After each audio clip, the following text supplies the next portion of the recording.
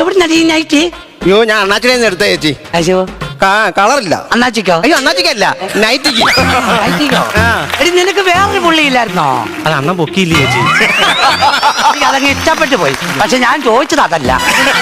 വേറെ നൈറ്റിയില്ലായിരുന്നു, പുള്ളി നൈറ്റി. അയ്യോ അതും കൊള്ളത്തില്ല, എടുത്ത് കളഞ്ഞതങ്ങനെ. നീ എന്താ താമസിച്ചേ? അടവുണ്ടായിരുന്നേ. പണിക്ക് വരാതിരിക്കാനോ? അങ്ങനെയാണോ പറയുന്നത്? ലോണിന് അടവുണ്ടായിരുന്നടി. എന്നിട്ട് ഞാനേ നമ്മുടെ കൈ ഇരിക്കുന്ന ATM-ന്റെ കാർഡിന്റെ ATM നമ്മുടെ കവലയില്ലല്ലോ.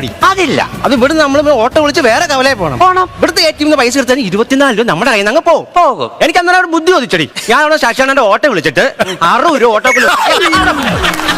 അത് എടുത്തോണ്ട് വന്ന് ഞാൻ ഗിരിജയുടെ വീട്ടിൽ കൊണ്ട് കൊടുത്തിട്ടാണ് ഞാൻ ഈ വരുന്നത്. ഓടി മണ്ടി ഇതൊന്നും ബുദ്ധിയല്ല, ഞാൻ കാണിച്ചല്ലോ എന്തോ നല്ല ഒരു ബുദ്ധി പരിപാടി. എനിക്ക് റേഷൻ കാർഡ് കൊണ്ട് ഞാൻ പഞ്ചായത്ത് ഒരു ആഫീസിൽ ഒരു കാര്യത്തിന് പോയി. അവിടെ ചെന്നപ്പോ എന്നാ പറയാ, റേഷൻ കാർഡിൽ ഒരു കോപ്പി വേണമെന്ന്.